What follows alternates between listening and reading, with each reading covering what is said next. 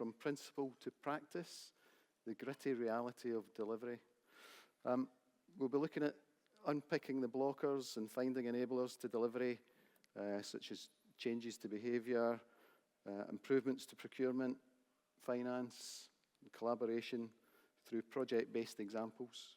So the presenters today will be showcasing examples of what is being done and critically how.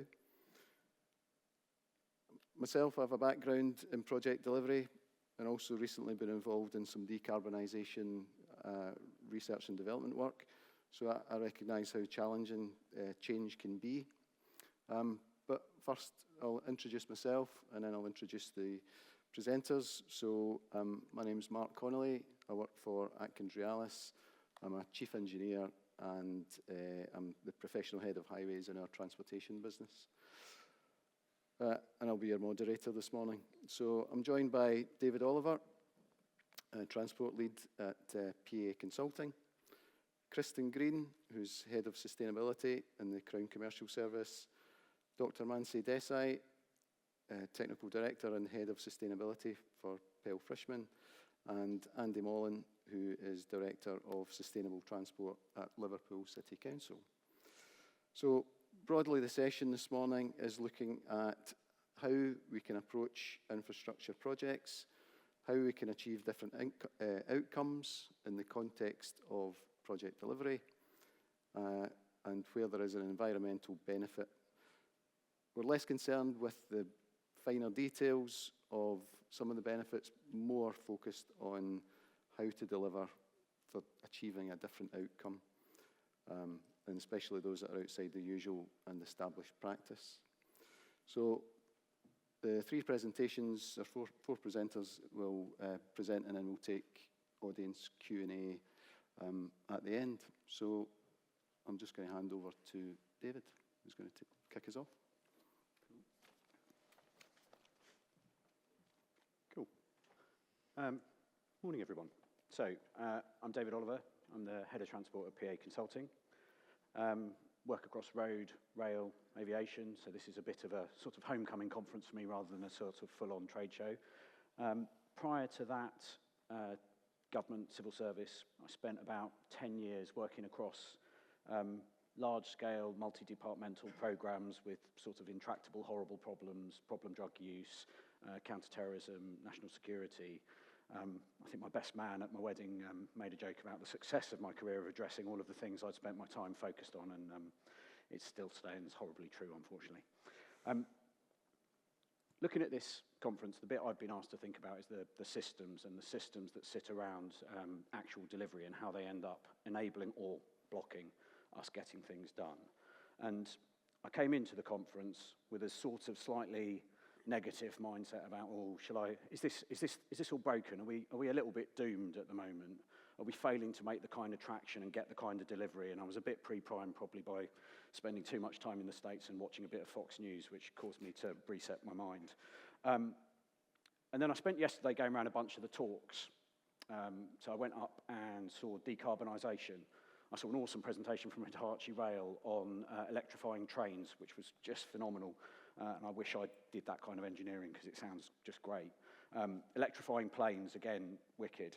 And then I went to see the Integrated Planning Society talk on actually how we're pulling together a proper integrated transport strategy. Fingers and toes crossed. So I've come to the positive world, which was what Paul asked me to do and my marketing team said I had to do. So this is the hard conference where we deliver outside of silos and where we challenge ourselves and we leave the easy stuff in the modes alone. And that really matters because actually the hardest stuff is the stuff that cuts across the boundaries, and the hardest stuff is the stuff where we need multiple people to do things that aren't their day job and get stuff done. So thinking about the system that we're trying to address, we've got transport, the core transport system, but we also need government, and we need the different blocks of government. We need planning, we need regulatory, we need treasury, who, God love them, think they're their own thing, separate to government at times. We have customers we've got to serve. We've got infrastructure owners. We've got infrastructure operators. They've all got slightly different objectives. They've all got slightly different drivers, and they're all pushing in slightly different directions. That really makes it complicated. For delivery to progress for us, we need something that unifies us, and we need something that helps us to focus on how we're fixing the system, how we're delivering the environmental goals. And we need a unifying mission. And I think probably 18 months ago, if you'd asked the question, a lot of us would have said we had one, and the COP goals were going through, and it was, there was a sort of unifying consensus about transport driving growth and decarb driving environmental outcomes. And I think that's sort of fractured a bit, and I don't think it's driving the kind of pace we need. Part of that, we've built ourselves something so complicated that just having that goal isn't enough and isn't cutting through enough. So we've wired our money, and I'll wait to hear from my local authority colleagues, in a way that's just opaque and really, really hard to follow and hard to get our hands on and hands around. The customers are going to keep moving, the asset's going to keep decaying. All the time we've got to keep the system running, but actually we've got a really big challenge of resetting what we're trying to do. So I thought about 5 blocks that we need to address. We're in modal competition, and we need to sort of own that. So all of the modes, DFT set up the modes, our practices are often set up in the modes. We sort of compete with each other for budget, and that doesn't necessarily drive the right outcomes. And I think we're reaching a point both, coming together at conferences like this, but also with the kind of outcomes and the difficulty and challenge of what we're trying to deliver, that it just isn't good enough anymore. We've got a Victorian-based railway interfacing with a Roman-based road network that doesn't really interface with the capacity of the airport system, that doesn't really interface with the regions and what we're trying to achieve. And the way the funding's distributed is very adversarial. So we've got a system that's based on some weird old principles with an adversarial funding model that's really hard to keep track of who's actually got what money to spend. We need to fix that. We've got a second competition. We are in competition at national, at regional, and at local level for the same things and the same money. I was chatting to one of my colleagues earlier. We did some great work with Transport for the North, where we managed to get local leaders to align on sequencing of funding. That's a rare enough thing to actually get done, and we need to get better at coming out of conflict and presenting a unified picture at each of those tiers of government. And we haven't got there yet. I think I was doing some Googling because I'm sad last night at the hotel. When I first worked in the Home Office, it was 2003. One of my first jobs was looking at devolution. There was a white paper or a budget paper on devolved decision-making in 2004. We've broadly not done most of what was in that paper. The money hasn't changed hands. The control from the centre hasn't released enough to actually empower, and I think we need to do more on that. I was struck as well by one of the TfL presenters yesterday. The amount of latitude they have with funding and raising bonds and raising money is completely different to the rest of the system. We need to address the London inequity, and I am a Londoner, as someone already pointed out to me. But actually that, you look outside of the UK, Copenhagen Metro can raise their own bond funding for capital infrastructure. They can go to the debt market. The US, New York, MTA is rabidly defending its right to have congestion charging in New York to fund the MTA and the improvement program it needs. We are behind on that. Again, we need to fix that. We're competing across the infrastructure as well. So we've got things like, we have housing. Everyone's got a housing mission. There's a mission-led government. We must build more houses. We're reinforcing the segments with how we compete. There's nuclear, there's an energy mission, we must decarbonise. And we're not getting the join up into the transportation, into the infrastructure modes, and that's causing us problems. And it's actually meaning that we're sort of picking ourselves off against each other for capital programmes, capital funding that should be brought together in a more integrated fashion.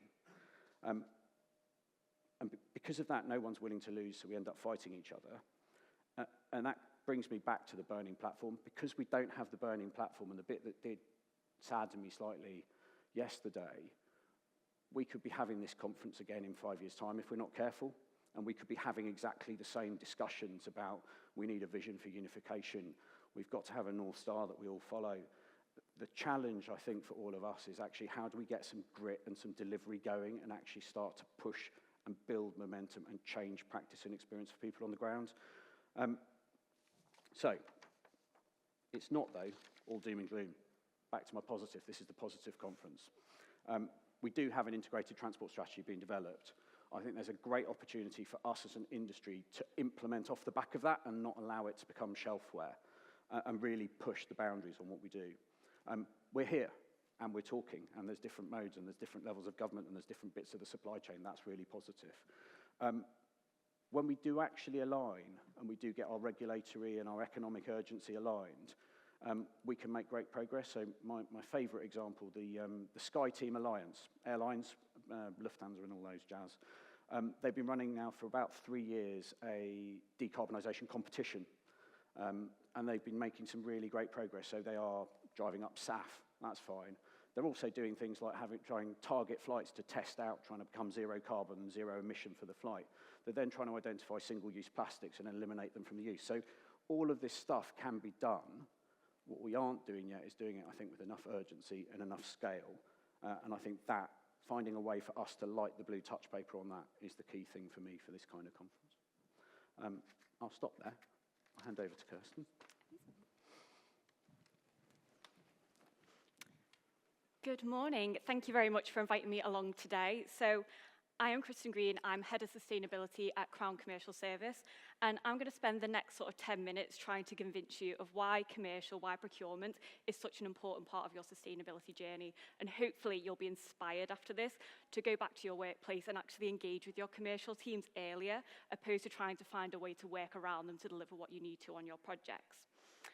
So for those of you who haven't met Crown Commercial Service before, just very quickly, we are a member of the public sector, we are part of the Cabinet Office, and we are essentially the buying arm of government. So we pull together all the common goods and services needed across the public sector into centralised agreements that you can access quicker, easier, to deliver savings for the taxpayer. And my role is to really sit across everything that we do in those common goods and services and think about how can we make it more sustainable through our commercial activities. And that's not just from the what do we buy, but actually how do we go about buying that and what do we deliver throughout that commercial life cycle. So we talk quite a lot about what is sustainable procurement, and I wanted to take it really back to basics for this conversation. I'm not one for recreating the wheel. Actually, ISO have a really, really good definition that we sort of go through all the time. But it talks about actually doing commercial activities that have a positive environmental, social, or economic impact. And that's really like aligns to what you might hear as corporate social responsibility, ESG, the 3 Ps, the triple bottom line. It's just making sure what we deliver has a net positive outcome, or at least doesn't leave things worse off than when we started.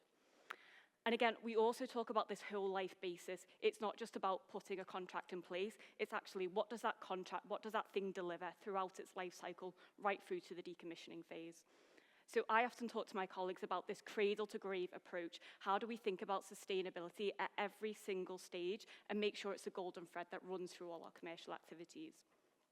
So starting at the beginning, it's about getting those plans right of actually what are we doing and why are we doing it? Is it going to deliver a better outcome? Do we need to do it? Do we need to do it in the same way that we've done before? And it's really important to have that early collaboration, get those right stakeholders in the right place at the right time around the table to discuss what are all those needs that need to be achieved for this commercial outcome. It's not just about I need to make sure I've built a road at the end of the day, but actually what does that look like? What does it feel? What does that need to achieve? And therefore, you can really define what does success look like from this project right from the outset and get that shared view of what does it mean for all the stakeholders involved. What sustainability outcomes are you looking to deliver through this project? Are you looking to reduce those emissions? Are you looking to use a local resource net zero supply chain? What does it mean and how do we make sure we consider that at every step of the way? We then move into this define stage of actually where we put some meat on the bones of what we're looking to deliver. How do we define and develop what does this commercial activity need to look like? And again, this is one of the things we always see. We're always really busy, we're resource poor. We treat speaking to the market and doing market engagement, speaking to suppliers as a tick box exercise. Yes, I sent them a survey. Yes, I did a 1-hour webinar, told them what our project is and hope that they bid in 6 months' time. We're often talking about 15, 20-year projects, and we don't take the time to even do 6 weeks worth of really good market engagement. Take the time. It doesn't matter in the long run. Actually, we really need to speak to the market. We need to understand that suppliers have all this expertise that's untapped. We don't speak to them enough. We don't understand What innovative is happening in the space? What's changed since the last time we went to market? What things are you seeing that's happening really well that I should be embedding into this project? And actually having that really efficient two-way dialogue and making sure you're spotting what are those red flags, what are those barriers right from the outset so you can mitigate them out in the further design. And once you know what that looks like, it's taking the time to develop a really good specification, a really good statement of requirements, a really good statement of works. And that's thinking about if you want something to be delivered in this contract, make sure you just tell people that's what we are going to do. If you want net zero building materials in it or low carbon cement, tell the market that's what they're going to deliver. Don't hope that someone offers you that as part of their bid at the long run. And again, it's thinking about what do you need to specify and what do you actually need to leave as an outcome basis. So if you don't care how it's delivered, just think, I need to see this outcome. I want to see a 20% reduction in the energy efficiency of this building. Tell the suppliers that's what they're going to deliver and let them bring the expertise to the table, and you can deliver that really outcome-based specification. We then move into the procurement stage, and this is, again, not just a process that needs to be followed, not just, part of the sausage machine, you put something in, you go through the process, and it comes out the other end. Actually doing really good procurement is taking all those commercial tools that are available to you and using them in a clever way to help deliver those outcomes you want, making sure you're building in the right selection criteria to get the right suppliers, to get the right partners, but also testing what does additional quality mean in this procurement activity. Actually, how do I identify who is the best partner that I should be working with? What are their behaviours? What is their attitude? And how is that going to bring benefit back to me?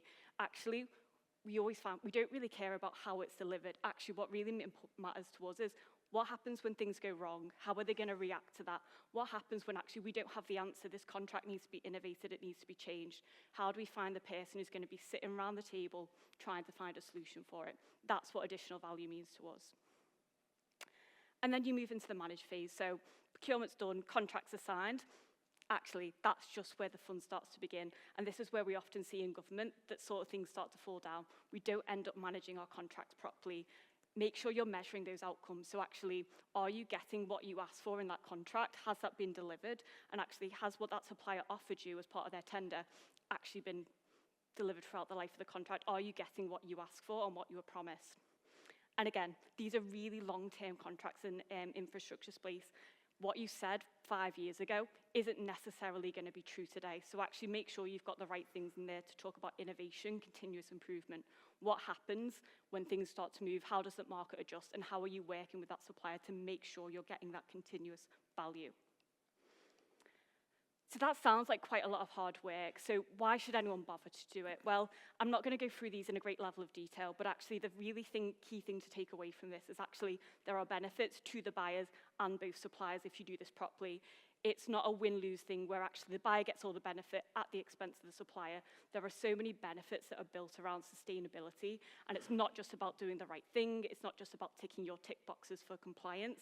Actually, everyone can see these multifaceted benefits that everyone gets to achieve if you do this properly.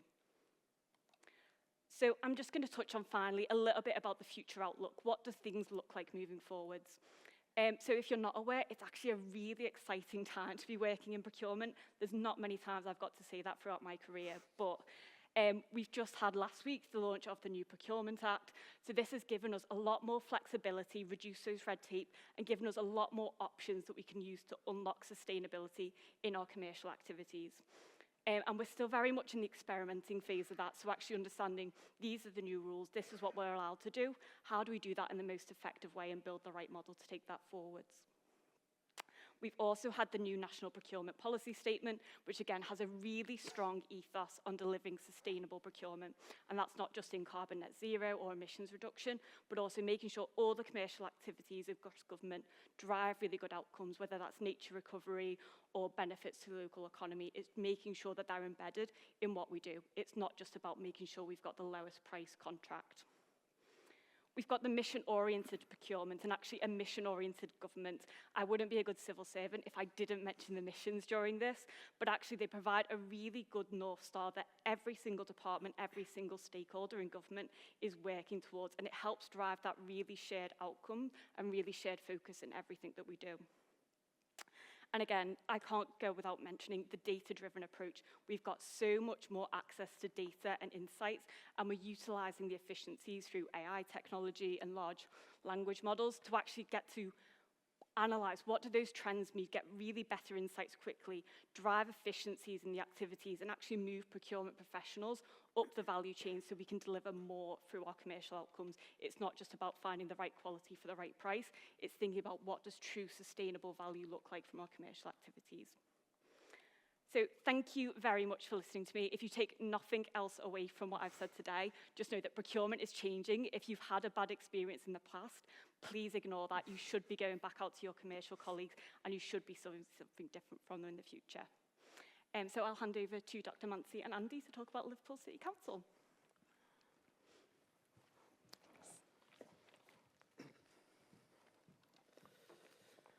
Good morning. Hi, my name is Andy Mollon. I'm the Director of Sustainable Transport, Highways and Parking at Liverpool City Council.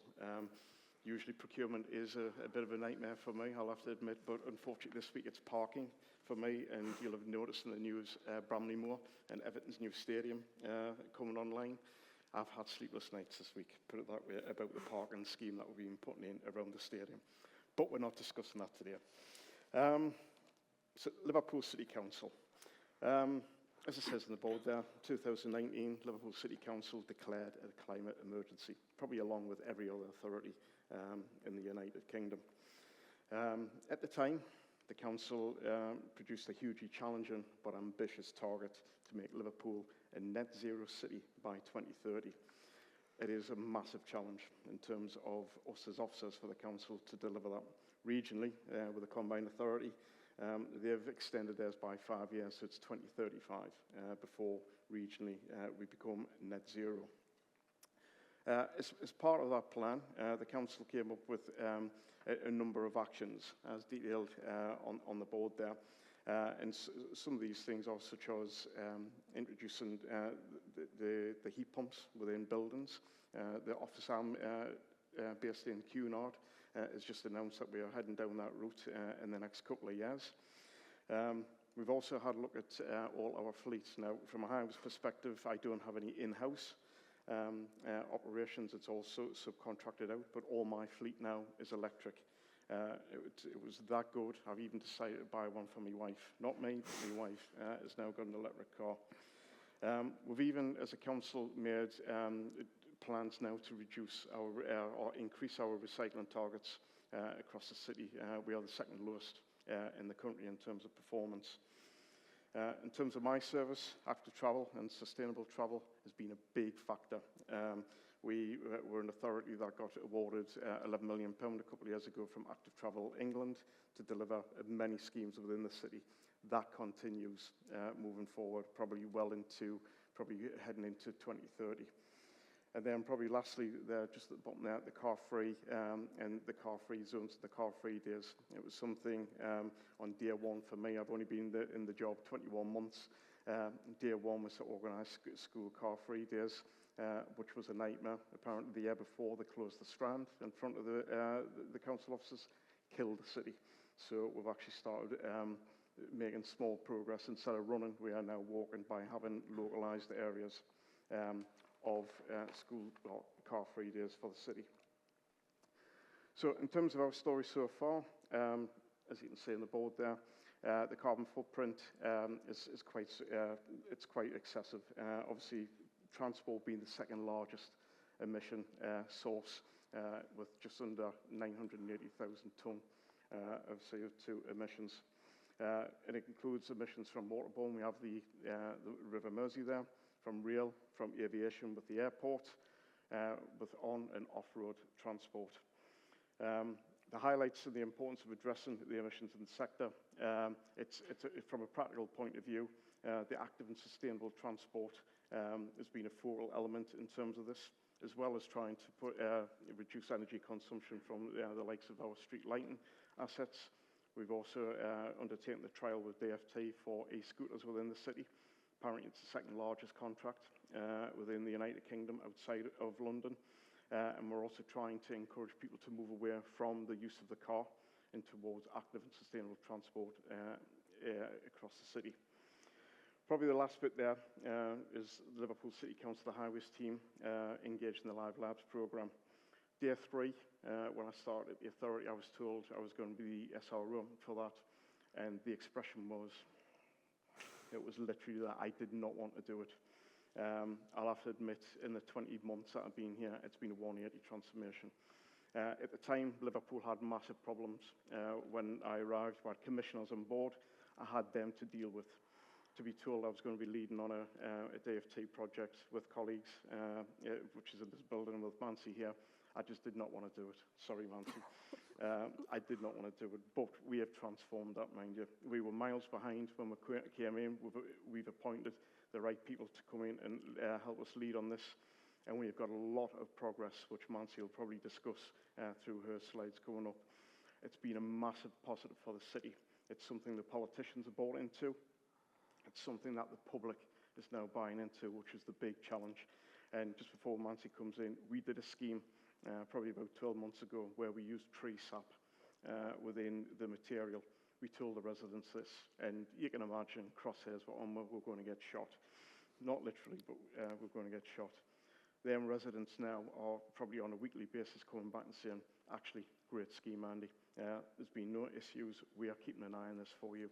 So it's been a big plus in terms of getting the public buy-in there, but it's a massive stage in terms of getting Liverpool City Council to address the net zero target we've got. Brilliant. Thank you, Andy. Hi, everyone. Mansi Desai from Pell Frischmann. We are very excited to work with you, Andy, and the wider team. I've got a couple of other people from the Live Labs program here, so thank you for the support and thank you for the engagement. I'm going to talk about a specific project, which is the Liverpool Live Labs. It is part of Adept Live Labs, which is, for those who don't know, Adept Live Labs is a £30 million, 3-year UK-wide DFT-funded program. And it's really exciting how local councils, every local council can apply for it, but they literally had like a Dragon's Den sort of a session where local councils go in, they pitch their innovation ideas, and they get the funding for it. So there are 7 different live labs. The one, which is the West Midlands one, has got a north and south angle to it as well. But we are focusing on the Liverpool Live Labs, which is called the ecosystem of things. And I'll come to that in a minute. But because we're talking about decarbonisation, I just want to take a step back. And one of the questions that people have asked me, or I've asked people, is whose responsibility is it? You're talking about decarbonisation. Is it a consultant's responsibility? Is it a government's responsibility? It is everybody's responsibility. The short and simple answer is that you need to start with a strong governance structure. You need to have the right kind of policies and strategies in place.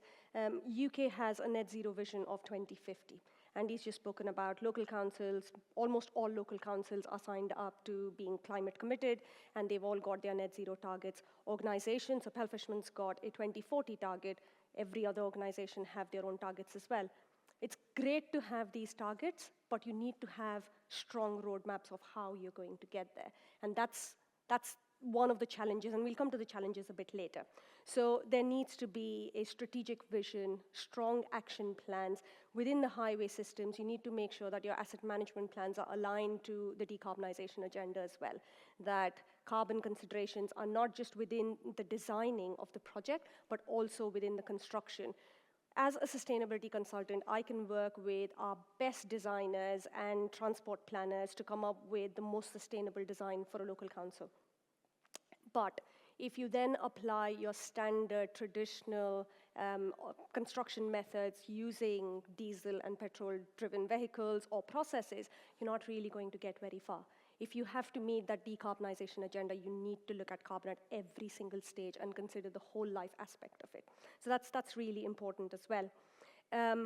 It's really important that we are at a time where we really need to stop our dependency on natural resources. We need to bring in more and more of renewable sources into our considerations, into any kind of work that we do. And finally is the circular economy piece, making sure that no material goes to landfill, that everything is brought back into the economy, and that's how you achieve that ecosystem approach. So that's what we're doing at Liverpool. There's a lot on this slide. Of course, I'm not going to go through all of it, but the Liverpool Live Labs is called Ecosystem of Things, and it's basically a nexus of partnerships and innovation. Partnerships amongst local authorities, partnerships amongst research and academic institutions, partnerships amongst expert panels, and also industry specialists. So what we are doing as part of this is making sure that we are testing our supply chain, that we are recycling our assets as much as possible. We are making sure that the contractors are using decarbonized plants and equipments and assets and welfare facilities, etc.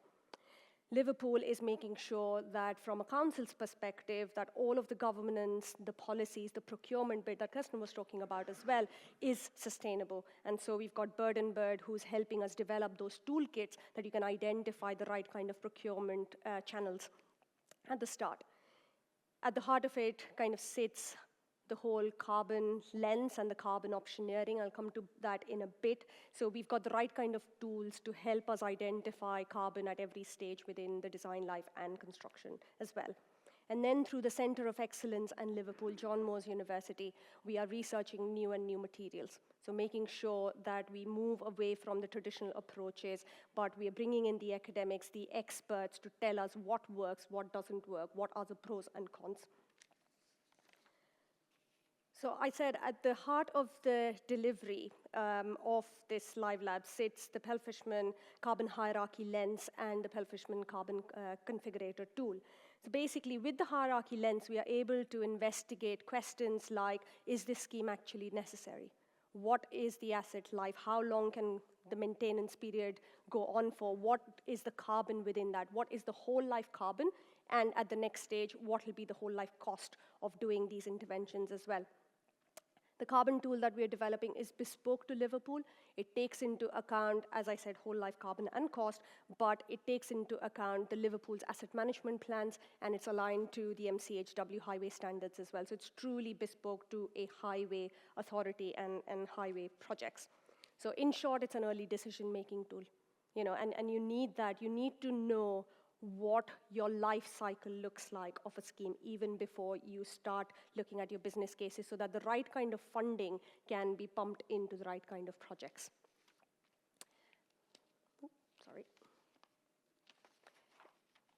So what have we done so far? So the Liverpool Live Labs, we started slightly later than the other Live Labs. So we've been in for about 15 months. It's a 3-year program. The others have been slightly ahead. But within these 15 months as well, we've seen great progress. As I mentioned, Bird and Bird, they've developed a procurement toolkit, making sure that Liverpool is using the right channels and bringing in the right partners, and that they have their sustainability policies and their sustainability targets in place as well. Using the Pell Frischmann Configurator tool, we've trialed out a range of low-carbon alternative materials, right from road markings to street lightings to looking at alternatives of warm and cold mix asphalts. And all of these are being trialed out as we speak on various different locations within Liverpool. We've also trialed out alternative plants and equipments. And just by making a very small switch between the type of generators that we use, we've seen a massive, massive decrease in carbon as well. We are also exploring light-emitting technologies and solar roads, and I'm really excited about the solar roads because I've read up a lot about that. I haven't necessarily personally seen that put in practice, and so we're trialing out in Liverpool, so that'll be something really exciting. But one of the key things for us is, one of the key outputs of this is the sharing of knowledge.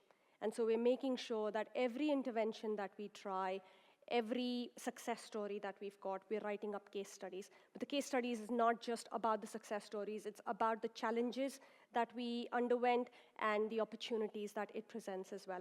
So that's a very important piece for us. And that, obviously, these case studies will be shared not just with the other Live Labs, but with the wider industry. And I was just made aware that last year we applied for the local council Road Innovation Group Award, and we were nominated for the Collaborative Partnership Award. So within 15 months, we've come really far, and that's all been through the partnerships that we've built. We didn't win the award, but it's great to be nominated as well. Obviously, any success comes with its own challenges, And so this is by no means an extensive list of challenges, but some of the key challenges that we've faced has been around the technical and technological barriers, making sure that we get the right kind of data there is, especially when you're trialing out new materials. It's very difficult to get the carbon factors for each of the material, to get the environmental product declarations for each of the material. And so we've got to put in a few assumptions from time to time, and that brings its own challenges. There's also then a lack of expertise. And so the education piece for us becomes even more important because we're passing on that knowledge. We're making sure that we're training the supply chain to use the tools, to kind of use the right kind of processes. There's obviously the wider environmental challenge as well. So a low carbon intervention is definitely, it's low carbon, so it ticks one of the boxes. But we don't necessarily know if that low carbon intervention, that new material that we are proposing, will stand the test of time. We don't know its resilience potential at the moment because it hasn't been trialed out. But if you don't try it, you wouldn't know. So there is that challenge of, should we try this? You should, but that's where the funding piece comes in, and we'll come to that in a minute. Then there's the social and the policy gap. There is still a lack of stringent policies with regards to decarbonization. Yes, we've got the targets and everything, but there are no not challenges, but there are no, what's the word I'm looking for? Benefits and incentives that are provided, or any kind of, people aren't held up to if you don't meet your targets. So that's one of the challenges that comes from the policy gaps. A lot of us have gone through public consultations, through planning applications, etc. And public consultation is one of the biggest challenges because there'll always be that one Mr. Desai from number 52 who will pose a challenge in anything that you're wanting to do. And Andy, you shared an example of how the public has come around and trying to understand the benefits of it. So there is a bit of a social gap over there as well. But the biggest challenge is the economic challenge. And for us, the success that we've achieved as part of Liverpool Live Labs is because it's funded by the DFT. If it wasn't funded, we wouldn't have been able to trial out all of these different materials. We wouldn't have so many partnerships, so many collaborations, and we wouldn't have seen the successes that we're seeing. Andy, anything more to add on that? Probably just from a local authority point of view, as Mansi just said, local authorities do not have the money. Full stop. You'll see in the press, the big spends these days are social care, and it is vital, that side of things. Just yesterday, I was in front of our finance colleagues trying to get some more money for highways and parking within Liverpool. I think I was successful, but it wasn't enough to basically drive these sort of projects forward. I think it's quite obvious there is a definite argument and need there for some substantial investment. And from a local authority point of view, we know we can't do it by ourselves. We do know we need our partners who are out there. We've got quite a few partners that Mansi showed on her screen there, but it needs everybody to be involved in this. The point of the project is, our grandkids and their grandkids are going to have to be sort of like rewarded for what we do here now and going forward. So it's a necessity that we do this. And I think the message is getting through. Probably on the final negative note, if there is going to be one, about finance, is that obviously an awful lot of our money, local authority, comes from central government.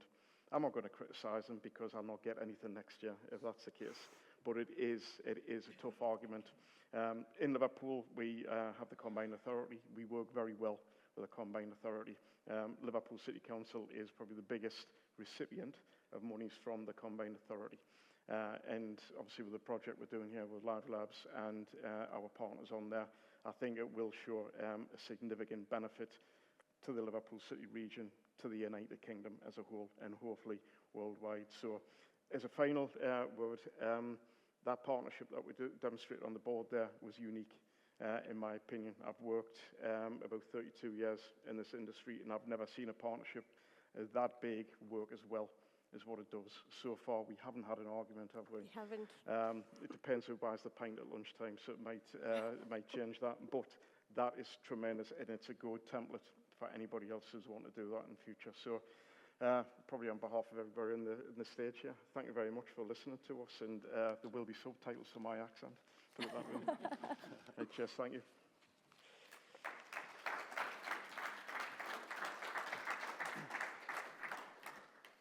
Thank you. Okay. Open it up to the audience. Any questions for the audience? Just, I'll give you a few minutes to. A few minutes. Got one? Yeah. Hi. I've actually got a question about procurement then. So I was interested to see your reference to AI in your presentation. So do you think that's a good thing from a public procurement perspective, threat or opportunity? Yeah, we can see the pros and the cons of it. So from a sustainability point of view, I'm not the biggest fan of AI. I will say that outright in terms of its water usage, the resources that go into it. But we can definitely see in terms of efficiencies where it's used in the right way. So if it's being used to either analyze massive data sets and come up with those right trends in stuff like that, or actually if it helps reduce the time that's spent on, I'm going to say, things that aren't value add in the procurement process, and actually helps us move up the value chain where people can really focus on what does that outcome look like, or how do we get a really good pricing model, for example, or actually where it's not just about what's the lowest price, but how do you assess the total cost of ownership over a 30-year life cycle of a project, those sort of things. If it can definitely deliver those benefits, and that's the way that it's moving towards, it's a definite benefit, but we're also very conscious of the other elements of it in terms of people using it for bid writing. We're also used for some of the things of where it makes stuff up, etc. There's a lot of stuff to go around it, and the Cabinet Office has just released its AI guidance that talks about procurement in there as well. We're aware of it and we're seeing what those opportunities are, but we are taking a cautious approach on it. Thanks, Kristen. Any other questions?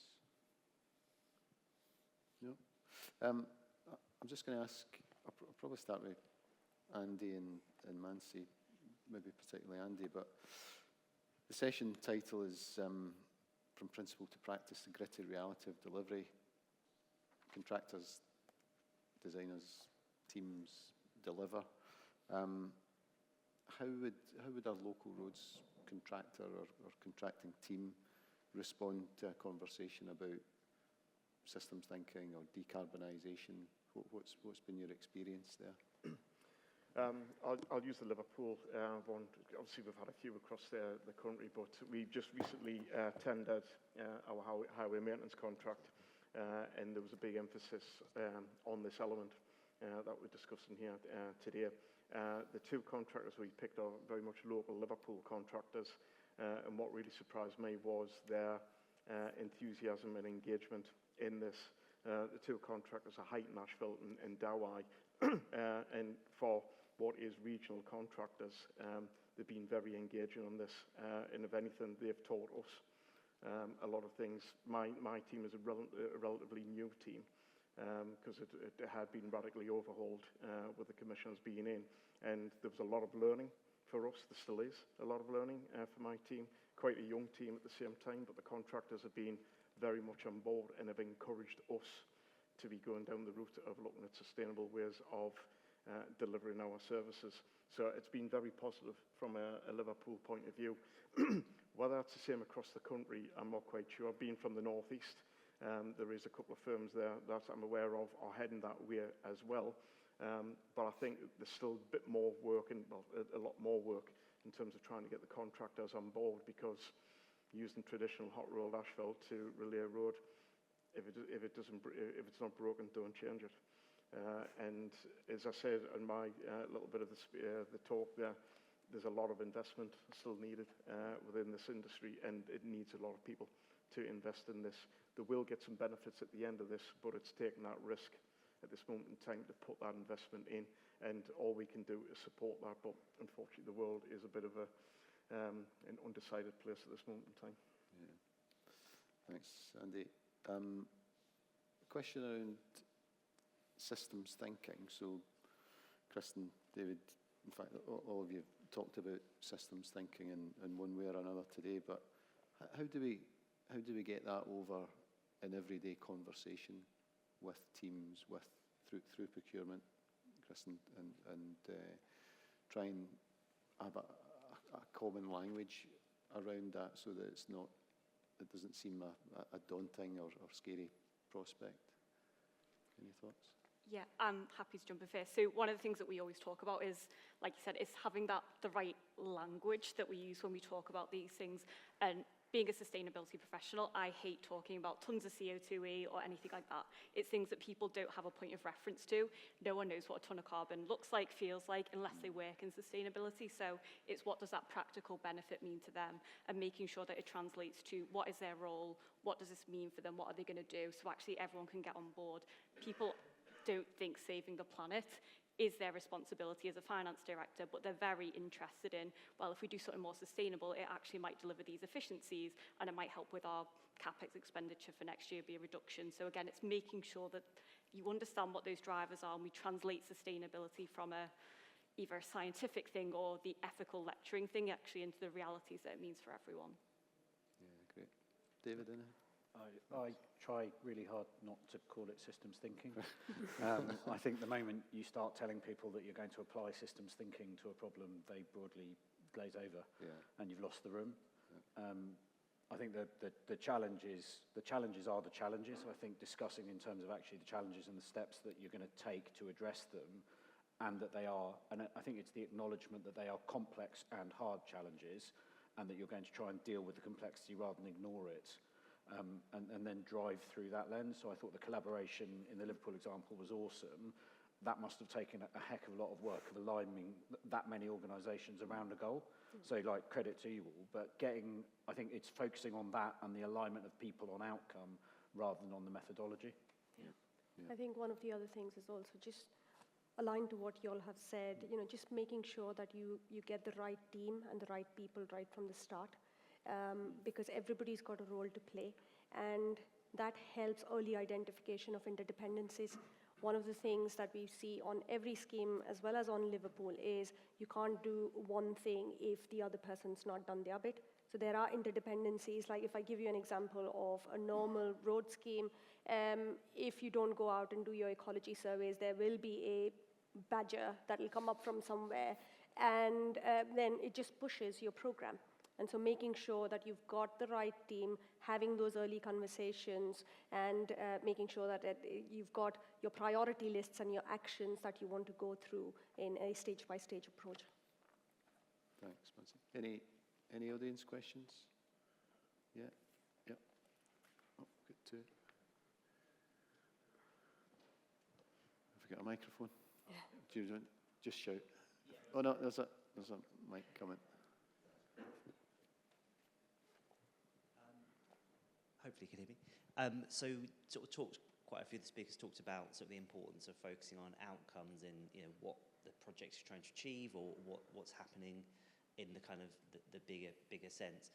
I wonder, often it's quite easy to describe the outcomes of a project or a program at the the kind of macro level of what is this program seeking to achieve, but easy to get lost in the detail of following processes. Whether that's in procurement, whether that's in project delivery, in construction. Just wonder if there's any sort of ideas, thoughts, experience on how to kind of keep bringing people back to that sort of bigger picture and the outcome of what you're trying to achieve at any given point, when you can get sucked into the sort of micro detail, which is not always very helpful. Just from our point of view, I think the way we operate now on a daily basis has changed quite radically. Where previously, say 10, 15 years ago, we'll have had a list of schemes and this is how we're delivering, that's it, full stop. I think as colleagues have stated on the stage this morning, it's been that early engagement. Straight away we are engaging with procurement, very early doors. We've got a lot of hoops to jump through, mind you, in terms of that. And I think it's needed, mind you. And as part of that procurement exercise, obviously we have frameworks in place. Procurement will advise us with our legal colleagues. We will then speak to our contractors, but it's getting them, everybody around the table in the first instance. So like I say, 15 years ago, we are doing the schemes in hot rolled asphalt, that's it. It's all changed now. We are talking, and there's a specific element of that discussion about how we are delivering it and what we are using to delivering it. That is radical, I think, even in this day and age now, where some people say they're quite advanced. It's still radical, because even procurement colleagues will state that they're overjoyed when we knock on their door to say, right, we've got this coming up. It stops, from my point of view, the authority getting to any reputational damage as well as any legal damage at the same time. So it has been a fundamental shift in how we think about these things. Any additional thoughts on that, David? I think there's a really interesting challenge post-procurement of staying really sharply focused on benefit as well. So I think, and with benefit, being willing to accept that the benefits aren't coming and killing the project. Recognising the schemes might be different, but actually when you've got innovative tech or you're trying new materials, actually acknowledging they won't all succeed. And I think deploying the technology and then being really, really hard on yourself, your team, and your monitoring and management of it, and getting just your basic program project management really, really sharp around benefits, both drives progress and actually incentivises people to move, but also allows you to have a true picture of are you actually delivering any value? And it makes the next round of then the procurement conversations that much easier. Yeah. I think was there another question? Yeah. Oh. I think there's one back there. Got one at the back as well. Hi. I was just wondering what your perspectives were on how we make the jump between innovation and BAU. You know, we've got loads of amazing trials of low carbon solutions, but it's really difficult to make that jump to then widespread adoption. So I was interested to hear your thoughts on how we better tackle that gap. Great question. I think one of the success stories of Liverpool Live Labs is it comes back to the funding piece. There is funding from the central government, and there's funding for the 3 years of the Live Labs project, but then there's also funding for continuous monitoring for the next 5 years. So that kind of tells us that, yes, we'll be able to trial and test them out. But that's one of the biggest challenges. If we don't have that funding, then as we were talking about, the challenges that local authorities face, we won't be able to do these innovations. Innovation, again, as my mentor says, innovation's not necessarily a big thing that you need to do. It's just, it can come from slight changes as well of how you do your processes or how you think. So there can be small changes that can be achieved along with the financial despite of the financial barriers. But if you are wanting to trial out the materials that we're trying to try or the new kind of processes, the low carbon processes that we're trying to bring in, it does require funding. Any other thought? Kristen, I'm just thinking in terms of, well, you mentioned innovation.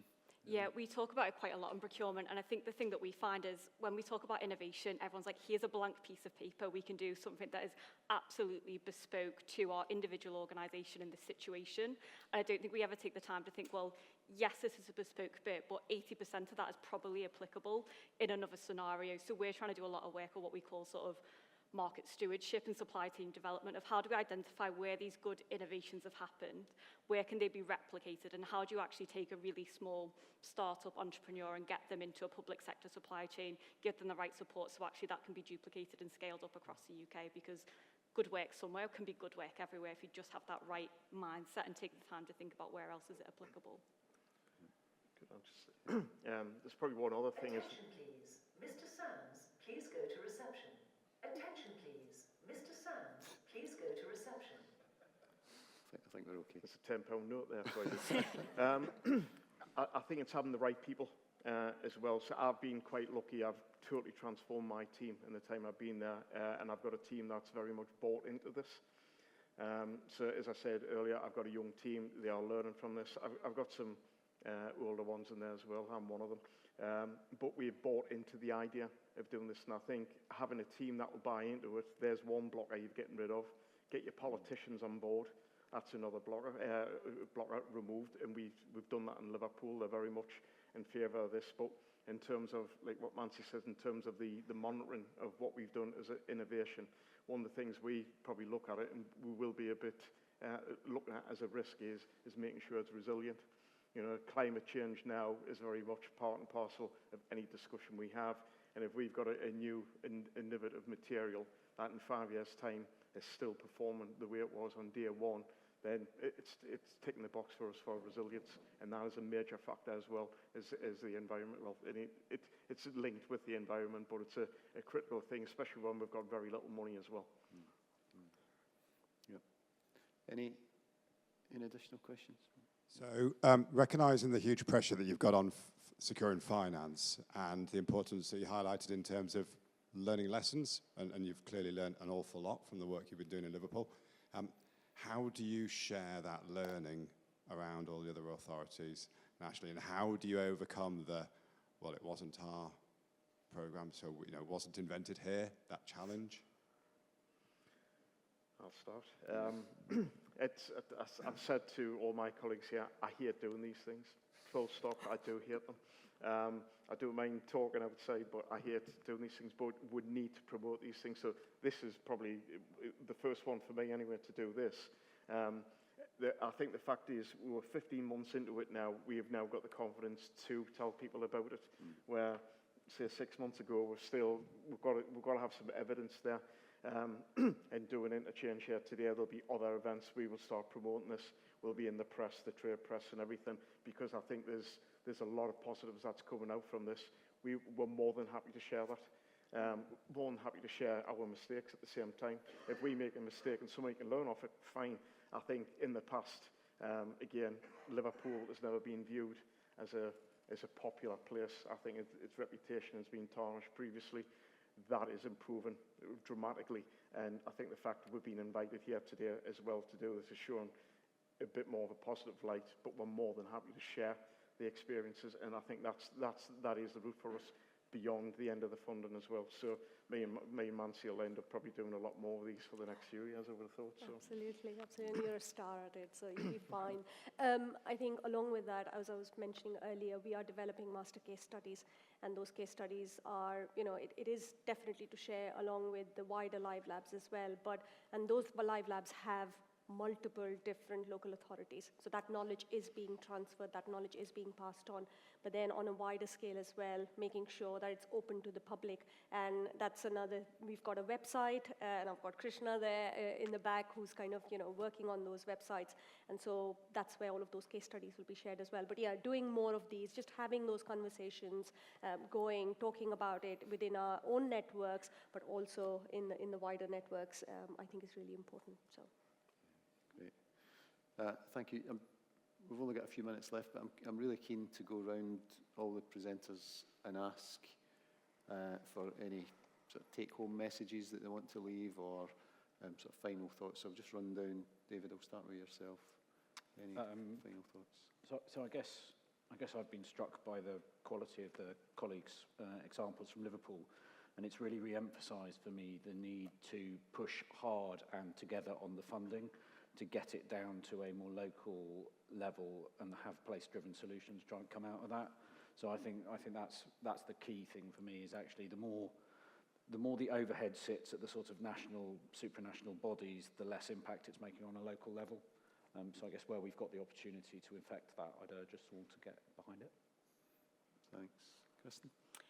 Yeah, I think listening to the panel discussion today, we're all coming at it from, I'm going to say, very different sort of levels, but actually the common themes that run through it, the same challenges, the same things we're looking to achieve. I think that's a really key bit that comes out of this, and actually that spirit of collaboration. I'm sitting on the stage today because hopefully I know a little bit about this subject, but I'll hold my hands up and say I've learned lots from the discussions around the room, and I think that's the point. Every day in sustainability is a learning day. It's something where you learn something new and take something home. So the power of collaboration, that networking is really important. Quite often the most difficult part as well. Just from my point of view, as I've just mentioned, have the right people working with you and working for you. And as I just said there, early collaboration, I think that is crucial. If you can get everybody around the table to discuss any project, any innovation that you're wanting to do, get it done as soon as possible. And lastly, visit Liverpool. Come and see us. It's a wonderful city. Fair enough, I don't live there. It is a fantastic city, but we'll share everything. We'll share everything with you, warts and all, put them that way. I think it's great to hear everybody's take-home messages. It seems like we're all singing from the same hymn sheet. For me, sustainability, I've always said that sustainability is not something that you can achieve in silos. Everybody needs to collaborate. Everybody needs to come together at the right time. So Andy, you're talking about getting the right teams, the collaboration, the partnerships. And so my take-home message would be collaborate more, and then collaborate further. Well, thank you, everyone. I think that's us out of time. So, yeah, just thanks to the presenters today, and thanks for your questions. Thank you.